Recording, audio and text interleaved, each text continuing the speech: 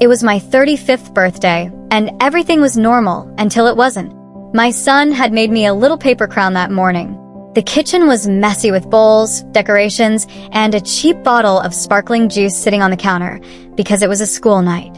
Nothing fancy, just a simple, warm celebration with a few close people. Then my mother-in-law walked in carrying the cake. At first, I didn't notice anything wrong, but when the box opened, the room went quiet in that subtle, uncomfortable way people try to hide. The name written on the cake wasn't mine. It was my husband's ex-wife's name. Big, bold, pink icing like it belonged there. And for a second, I just stood there. My brain didn't even process it properly. Then I laughed. Loudly. The kind of laugh that surprises even you.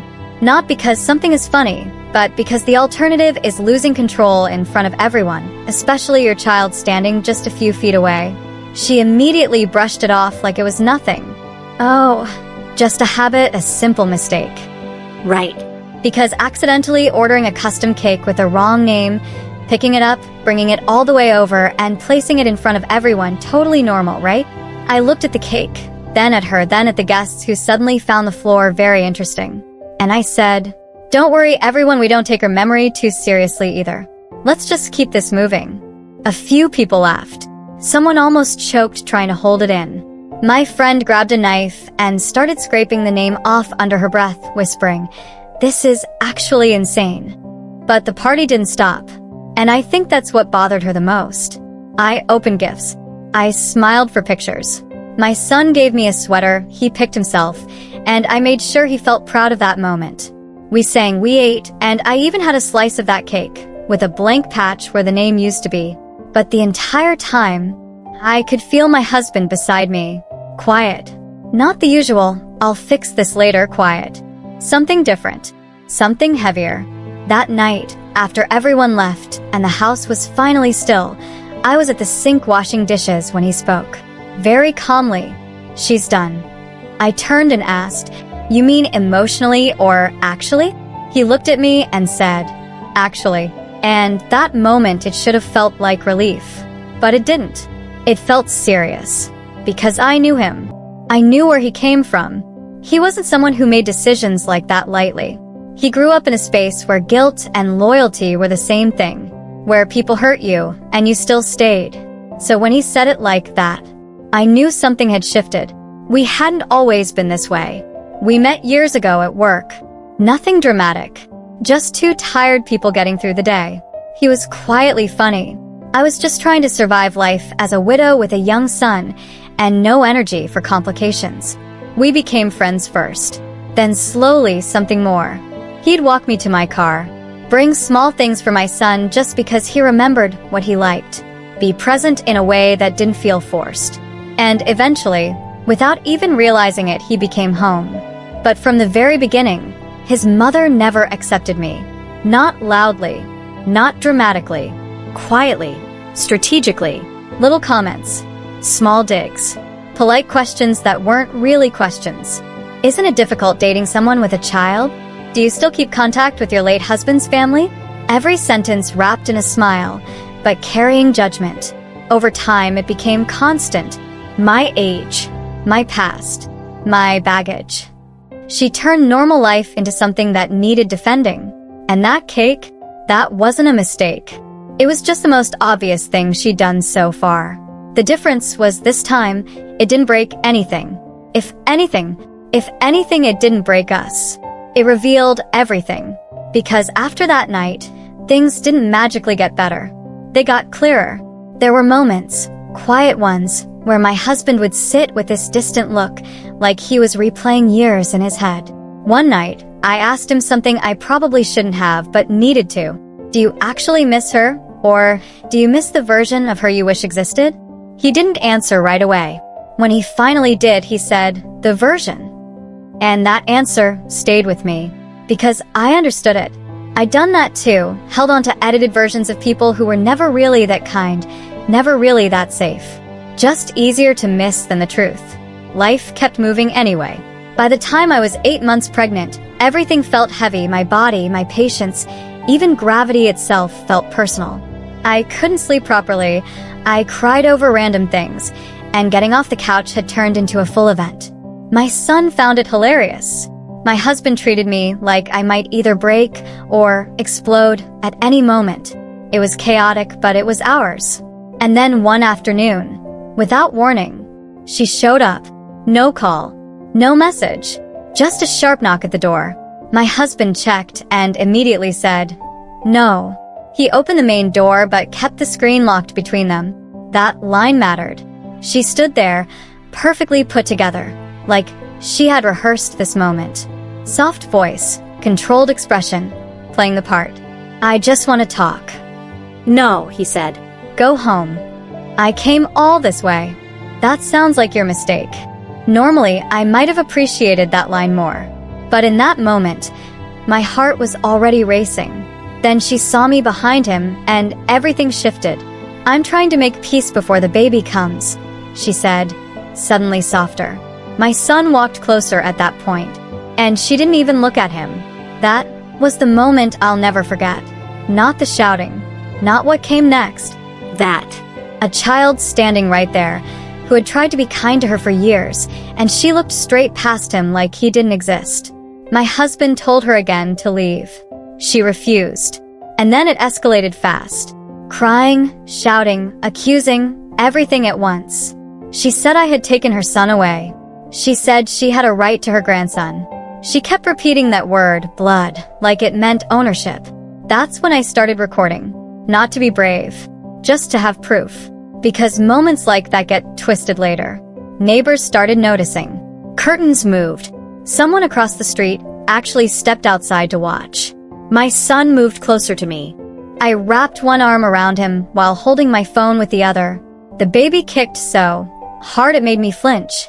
Then she pointed at my stomach and said, "That baby is family." My husband replied, "And he is too." She snapped back instantly. "That's not what this is about." And just like that, everything she'd been hiding was out in the open. No confusion. Whoa, I'm running short of words right now, but I cannot afford this because I have to speak. Thank you so much for all the love, for all the warmth. Thank you for accepting me. Thank you very much.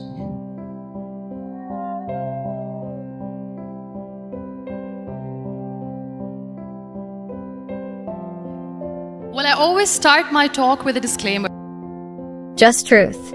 I stepped forward and said, "You're done. Leave." She turned on me, furious now, and said, "You don't get to decide who belongs in my family." And maybe it was the pregnancy, maybe it was everything building up, but I didn't hold back. In this house, I said, "I do." That's when she tried to push the door. Not something dramatic. Just that entitled push of someone who's never really accepted the word no. My husband shut it, locked it, and called the police. While she stood outside screaming about rights and betrayal, I wasn't angry anymore. I was done. Completely. Because there's a line people cross where they stop being difficult and start being harmful. And once you see it, you can't unsee it. The police came, calm and uninterested in her performance. She tried to explain. They didn't entertain it. She had been asked to leave. She refused. That was enough. But even then, she couldn't stop herself. As they were walking her away, she pointed at my son and said, "That one isn't even related to us." And for a second, everything went quiet. One of the officers actually paused and looked at her, not angry, just done. Like there was nothing left to excuse. After she was gone, my husband leaned his head against the door. I sat down with my son. He said he was fine. He wasn't. That night, after he went to bed, I looked at my husband and said, "We're filing." He didn't hesitate. "I know." And we did. Reports. Evidence. Videos. Statements. Not because we wanted to, but because we had to. We even warned the hospital ahead of time. No visitors. No information shared. No chances. And when the time came, we had our baby. A tiny, loud, perfect little boy. My husband cried before I did. My older son stood there staring at him in awe and whispered, "He looks mad." I smiled and said, "That's just family tradition. For a moment, it felt peaceful, like maybe things would finally settle. But they didn't, because people like her don't stop, they just change tactics. Gifts started showing up. Packages. Clothes. Notes. All addressed to the baby. Not to us. Not to the family. Just the baby. Like she was trying to build a connection without permission. We documented everything. And then one night, while I was holding the baby, barely functioning from exhaustion, my son asked me something I'll never forget. Did I do something wrong that made her not like me? That question, it broke something in me. Because kids don't assume adults. And that disclaimer is that I've never claimed to be a motivational speaker. Yes, I do speak, but I feel more like a storyteller because wherever I go, I share a story with everyone. Well, it is a story of a woman whose perfectly imperfect life made her who and what she is today. It's the story of a woman who, in pursuit of her dreams and aspirations, made other people realize that if you think that your life is hard and you're giving up on that because you think your life is unfair, think again. Because when you think that way, you are flawed. They assume they are. I pulled him close and told him the truth. No, you didn't do anything wrong. I told him some people don't fix themselves.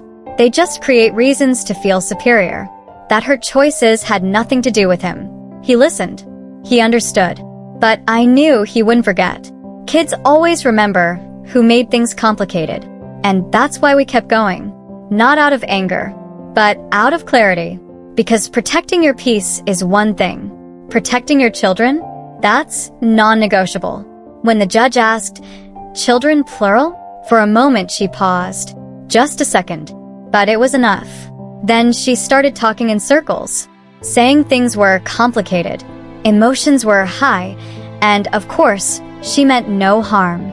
But somehow, even while trying to sound reasonable, she made it clear the baby mattered more to her. Because of blood. You could feel the shift in the room. Even her own lawyer looked uncomfortable. Like, that was not the right thing to say out loud. But that was always her problem. She didn't think she was wrong. She thought if she felt something strongly enough, it became a right. The judge asked her directly if she understood how calling one child less connected could hurt him. She didn't answer. Not really. She talked around it, avoided it, reframed it, made it about stress, confusion, timing, everything except accountability. She never said sorry. She never said his name. And that told us everything. Because in moments like that, people don't reveal mistakes. They reveal beliefs. And hers were simple. Love was ownership. Family was hierarchy. And biology was permission.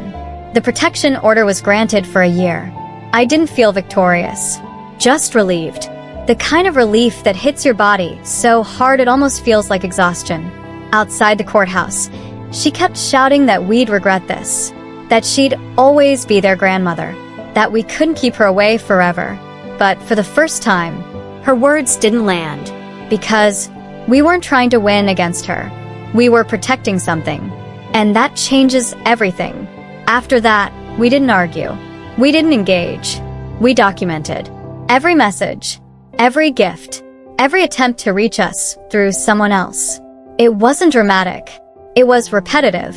Quiet. Necessary. Life, meanwhile, kept going. Sleepless nights with a newborn. School runs. Grocery lists. Random arguments about dishes that were never really about dishes. Our house didn't suddenly feel peaceful. But slowly, it started to feel safer. And that matters more. My older son changed for a while. He got quieter. More observant. He started asking small questions that weren't really small. Are we locking the door tonight? You're picking me up after school, right? He wasn't asking about plans. He was asking about safety, about certainty. So I answered every question carefully. Because kids don't forget the moments that make them question where they stand. But something else changed too. One night, while doing homework, he looked at my husband and said, "Dad." Just like that. No build-up. No big moment. He froze. My husband froze. Even I froze in the hallway listening. But my husband just said softly, "Yeah," and kept helping him like nothing happened. That quiet moment, it meant more than any speech ever could, because it wasn't forced, it was earned. When the year ended and it was time to renew the order, we didn't hesitate, not out of anger, out of clarity. She showed up calmer that time, more controlled, better prepared. But calm isn't the same as changed. The judge asked what she had done to repair the harm toward my older son. And again, no real answer. Just careful words hiding the same belief that he was optional. That was enough. The order was renewed. And this time, when we walked out, my husband said something that stayed with me. Sad? Yes. Guilty? No. And that difference mattered. Because missing who someone should have been is not the same as wanting them back as they are. Life didn't become perfect after that, but it became lighter, quieter, more hours. The baby started crawling, then walking like a tiny, determined tornado. My older son stopped asking questions with his eyes. My husband laughed more. I stopped checking the door every time I heard a sound outside. One day, I realized something strange. I hadn't thought about her all day, and it used to feel impossible. Her absence stopped feeling like a hole and started feeling like space. And started feeling like space. Real, usable space. We still carry parts of it, of course. Old reflexes, small fears, moments that catch us off guard. But here's what we learned. Family isn't about titles. It's about safety. It's about consistency. It's about knowing, without question, where you stand. And in our house, there's no ranking, no conditions, no more or less. Just belonging, fully, for both of our children. And honestly, that's enough.